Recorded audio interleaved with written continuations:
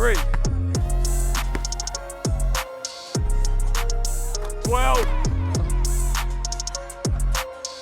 13.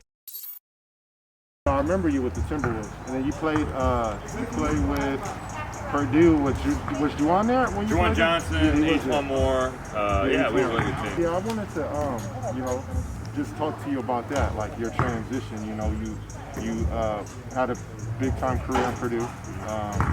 Like you said, you played with Juwan Johnson and you played with H1 Moore. You transitioned over to play in the NBA, and you played for. Did you go to the G League, or how did that go? No. So I got drafted by Minnesota in the second round, I was 58th pick, and they wanted me to go overseas. So I went to Spain and played in Santiago de Compostela, Obradoiro is kind of like the club name. Played in the ACB, had a pretty good year. Actually, I really enjoyed playing in Spain. Spain was really good. I had great teammates. We had a really talented group. We made the playoffs. It was a fun year. But I went there before I came to the NBA for 2 years. So with you, going from, getting drafted to, your first year in ACB, which is a difficult league. Yeah.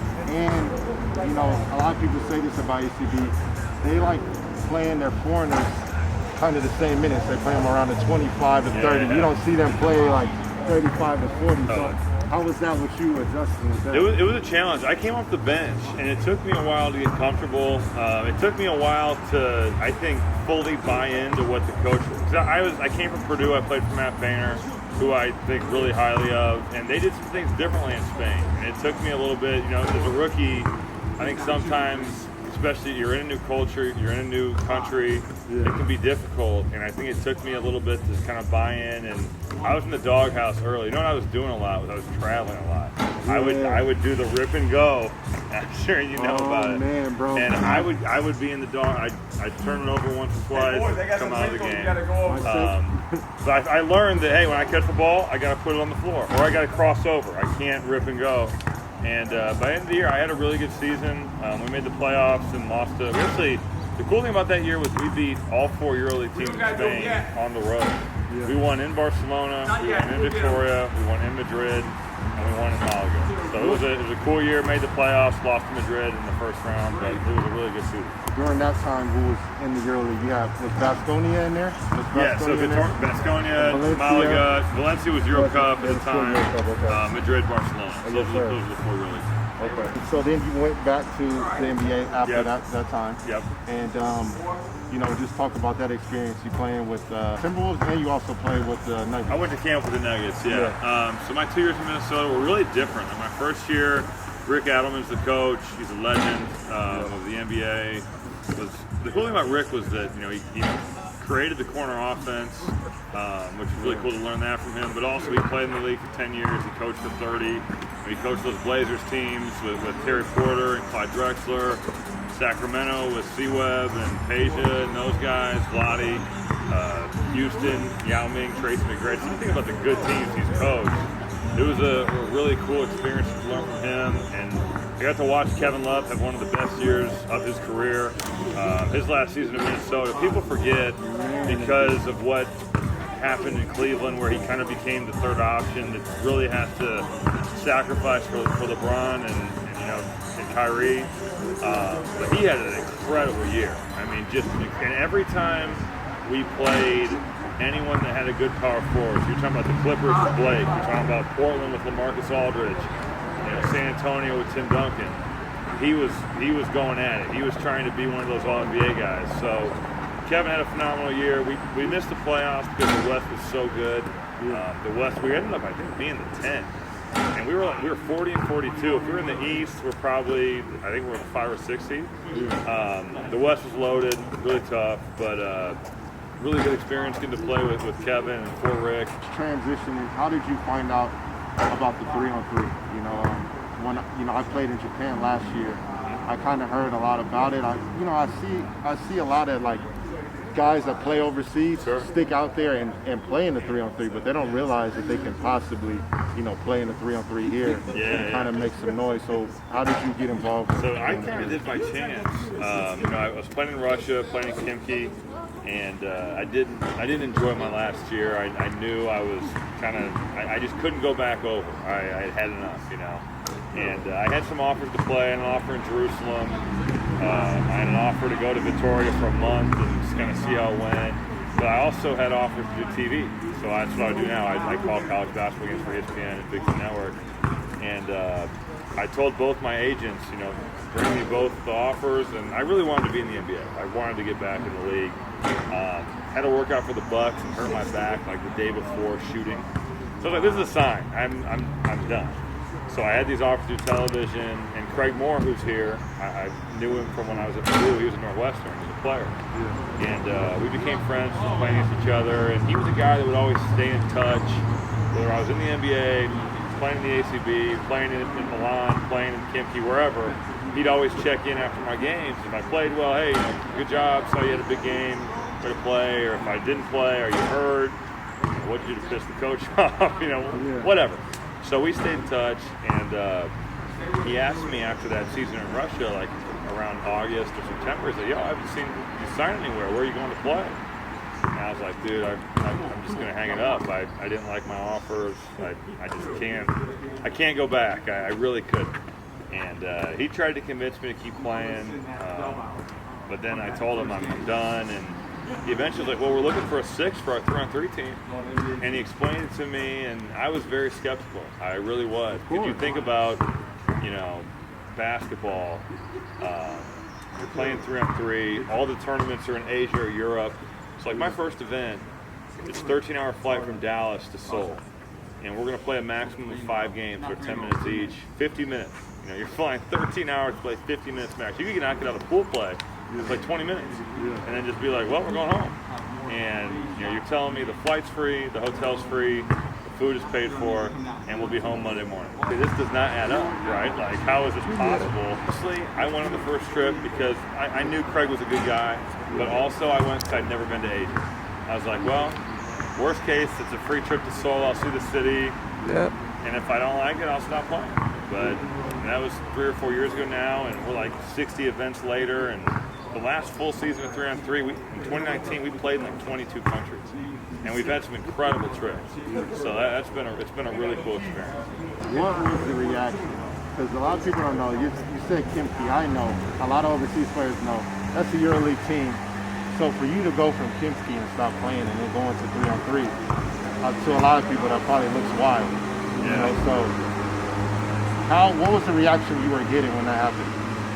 Well, I will say, I played in Milan, and I was unhappy there too. And I know that sounds crazy. And Milan is a great organization. Giorgio Armani is the team owner. There was nothing wrong with it, but I grew up, I wanted to be in the NBA. I wanted to play in the league. And I think that with my situation, it was hard because, if you would have told me in high school, this is your career. You're going to play 2 years in the NBA, you're going to play 3 years overseas, I'd be like, sign me up. But after my freshman year at Purdue, I blow my knee out twice. But I was playing so well before I got hurt. I would have been like, I'm going to play in the league for 10 years. Yeah. I know everybody feels that strongly about their own game. That's why you're a good player. You believe in yourself. But it was really hard for me to feel like this is where I'm supposed to be. I really wanted to be in the NBA. So it was hard for me to go to Milan, even though it's a great situation. It was really difficult for me. And it was hard for me to be away from my friends, family. You miss out on a lot overseas, And while you're making a great living, it can be a real challenge. But you're right. People did look at they were like, you're crazy.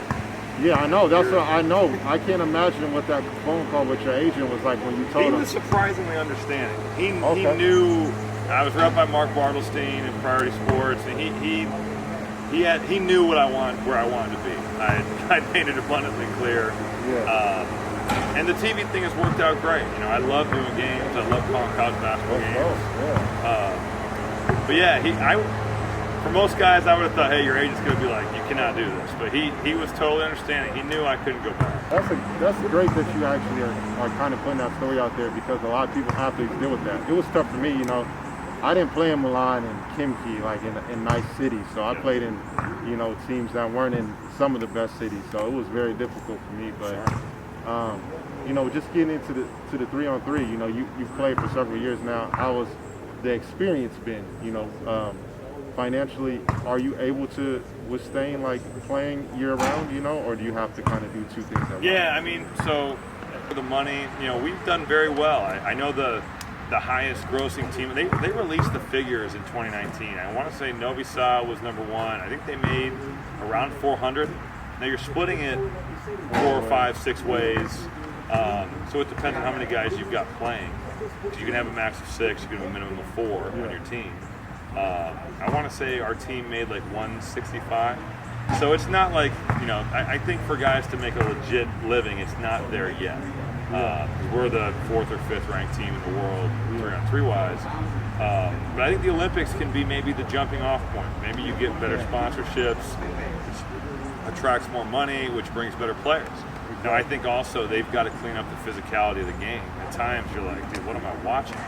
This looks like a rugby match, not a basketball game. Yeah. There's a way it needs to come, I think, and progress into like the freedom of movement era that we've seen in the NBA and college and Europe. And, I think it will, and I think the money will go up. And as that happens, I think you'll see better players say, "Hey, this is a legit option." Yeah. And I don't think we're there yet, but I do think in 4, 5, 6 years, I do think there's going to be some guys that say that were like me, that were like, "I don't love living overseas for 10 months."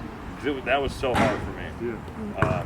But I do like to travel, and the schedule is pretty wild. Like let's say you're playing in a tournament in Asia, you leave Wednesday morning. If you're flying to Asia, that means you're getting in Thursday afternoon. You lose that day. You arrive, you try to get like a lift or a stretch or some shooting in. You try to go to bed at a normal hour. Wake up Friday, have a practice, play 2 games Saturday, hopefully play 3 games Sunday, and Monday morning you leave and you're home like Monday afternoon in the United States, which is insane. And you got to get used to the jet lag. But for somebody like me, where it's like, I like to go to these places, I just don't like to stay around for 10 months. Yeah. It's a good situation in that regard. Yeah. When you first started playing, like even me, like this is my first time sitting here watching a 3-on-3. You guys do run a lot of action. You run a lot of horns down. You run a lot of cross screen, dribble handoffs. Sure. Do players need to be able to shoot the ball? Because I know a lot in the timeout you guys are talking about, like they can't win a game with just one. Right. So that's kind of our strategy, I would say, is like, if you're going to give up anything, 2s kill you. We're not trying to give up uncontested layups. We want to contest everything, but when you get driven by, it's really not that big of a deal. It really is not. So I think there's some things in 3-on-3, like there's no help defense. I'm never leaving a shooter to go stop the basketball. Whereas your 5-on-5 coach at any level would be like, what are you doing? You stop the ball. You're driven at you, you stop the basketball. That doesn't happen out here. So there's some weird nuances for sure, but I think it's a really good teaching tool, this game, because you have 12 seconds and you've got to get a good shot. And it teaches you to get into a decisive action right away. For someone that's watching, this interview or just interested in 3-on-3, what is the advice that you would tell them, if they were to get into this, and how can they get into this? I would say, for anybody that wants to, first of all, it's going to be an adjustment. There's going to be some times you drive to the basket and just get absolutely smoked, and they're not going to call. And you're going to want to freak out. I think that I've gotten more technical fouls, and I've been working on it, but I think I've gotten more techs in probably 3 years of 3-on-3 than I did the first 28 years of my life. Like, I never got technical fouls. So, it's an adjustment in that regard. I would tell them to stay with it, and I would tell them, try to get together with a group of guys you really enjoy traveling with and can also, play a little bit and work on your stuff. Develop some principles and get out there and see what you can do. It's a cool sport. It's growing. I think it's got a chance to be really popular. And I think that as the Olympics come and kind of springboard it into people's subconscious, it's got a chance to be pretty cool.